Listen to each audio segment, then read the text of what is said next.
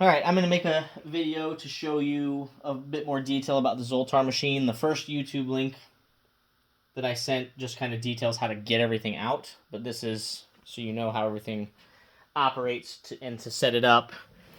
And then I want to maybe show you how I think it would look best set up. So, alright, with the set, you're going to have these main pieces. You've got the Zoltar machine itself, the remote control, the piano stand with the posing arm, and then the figure. You also have a set of hands. This is a fake cord. The Make-Your-Wish card. And then you have the the card holder, which gets inserted in here. Okay. So, in terms of how the machine works, I'm going to set a few things off to the side here, and I'm just going to focus on the machine for the moment, and then we'll get back to this other stuff. So let's do that first. All right. So, as I mentioned in, I think just the text I sent, there's going to be two main plugs here. The lower right plug is the charging port for the rechargeable batteries of the sound module. And then this is the USB port for lighting up the whole cabinet. In terms of the sound module, let me open up this door here.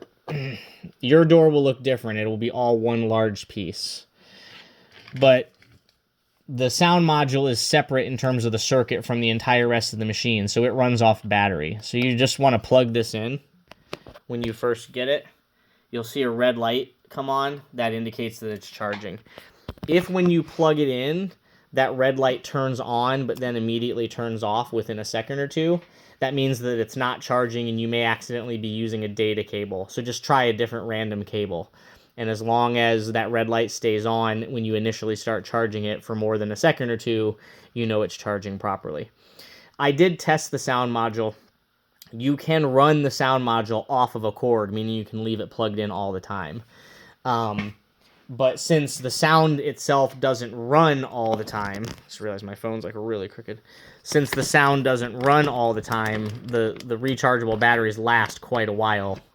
They'll hold a charge for a long time, and you're only activating it every once in a while.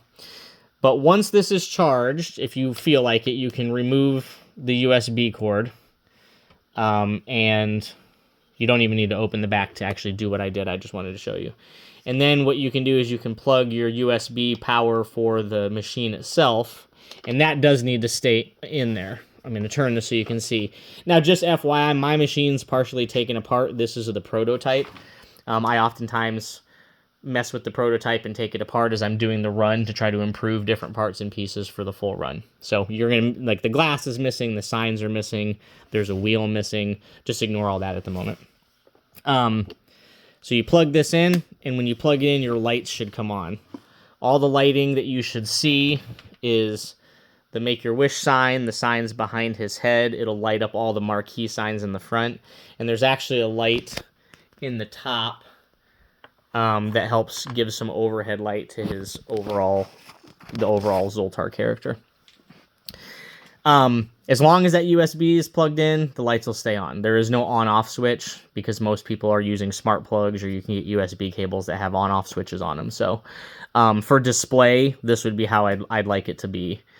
Just with the cabinet lighting on all the time. It looks really good. Like, this is I got a huge lights overhead, and it still looks great. But in any sort of dim lighting or like showroom lighting where you don't have direct lights overhead, this thing looks amazing. It stands out. So that's more or less it for the Zoltar machine in terms of what you need to know. Now, to activate the lights and sound, you have a little remote control that comes with the set. You simply press this, and you're going to get lights and sound.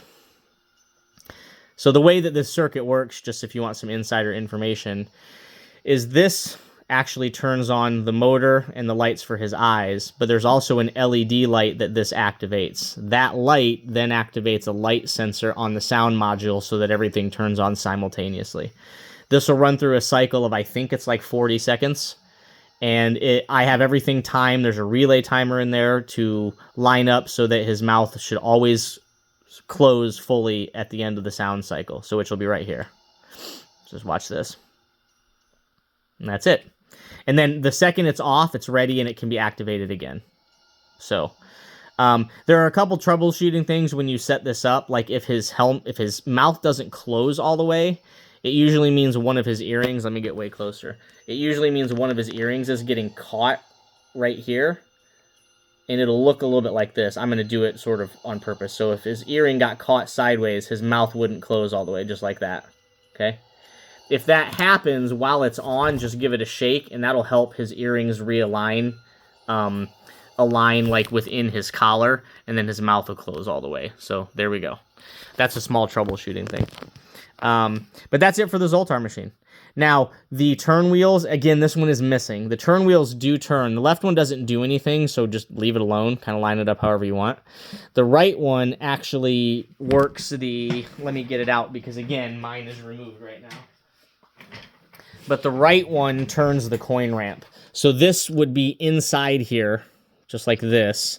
And when you turn the wheel, the ramp will turn, okay? Like I said in the one video, when you first unpack the set, there will be a piece of foam wrapped around that right wheel. Remove that or else you won't be able to turn the wheel. And you can turn it, it's about 90 degrees because the ramp will hit the inside of the walls once it gets too far. But it doesn't move up and down like it would in the movie for real, but it does move left to right. In terms of Zoltar function, that's it.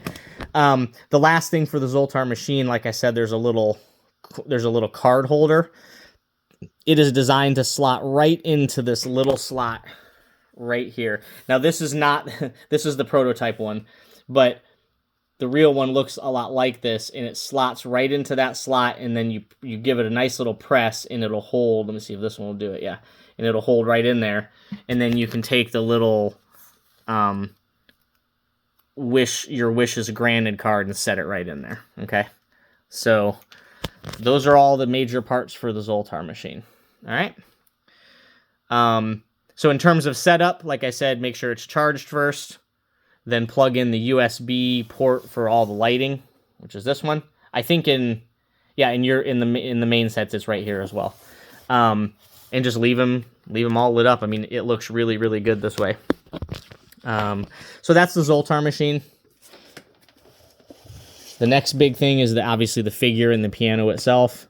Figure is, a pretty standard 12-inch figure. Nothing real special about him.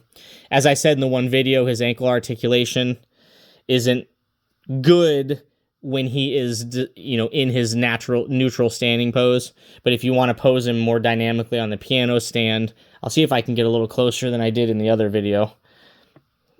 Give me 1 second. Okay, so this is the line that I was talking about. So if it's pushed all the way in, I'm sorry about the focus, he doesn't get a lot of articulation, okay? But if you want to be able to pose him more, you just pull these out till you're about 1/4 inch below that line, and then the joint point is moved, the area where the joint can move is a lot farther up instead of farther down, and then the ankle is a lot less limited, and you can see how much more movement you're going to get out of that. Obviously, you pull it too far, you're going to pull it off. If that's the case, just stick it back on there, no big deal, okay? Otherwise, he's a standard figure. Like I said in the one video, he comes with stock hands that do not remotely match the paint job. But even just look at the posing, he looks so natural. Anyway, his collar should be popped on the left side, his left, our right, and down on the right side. That's the kind of classic look in the movie. And then, just flatten the shirt a little bit. Don't pull it down too far, or you will see the articulation of the neck joint, but it is made to give you a much deeper look at a neck than normal. One thing you didn't see in the videos is the material that the tailor used is like a memory material, so it holds its shape like on purpose wherever you put it. So you can get some really cool folds and natural draping and stuff like that. See? So that's how I got such neat, like, see how I flared that out like it's moving, and it'll hold that shape. It's really cool stuff. It's some material I've never seen before, but all right, so then when it comes to the piano, Let me move the figure over here for a minute. You know what? Let me go back to the Zoltar machine real fast. You also get a fake cord, which they do a nice little close-up shot of in the movie, to show that the machine is working and lighting up but isn't plugged in. There is a little magnet. The prototype is different than the real one, so the one you have will be different. You'll see a bigger hole here with a magnet, and then there's a metal piece right here. You just hook that metal piece to the magnet, and then you can take this cord and, whoops, sorry I dropped it. Give me a second. And have it slink out the right side, viewer right. That's exactly where you see it in the movie. And in the movie, it's like coiled up next to the machine, kind of like that. So from your viewing angle, it should look something like this. It's kind of coiled up messily next to the machine. And Josh looks down and sees, oh, dang, this thing isn't plugged in. So that's what that's there for. It's got this kind of old school fat plug end on it. But yeah, it'll go on that side, come out that side, coiled around next to it. That's how I would have it. Okay? All right, back to the piano. So I would display Zoltar by himself. Like, I would display Zoltar here and Tom Hanks on the piano over here. I think the Zoltar machine, like, stands alone.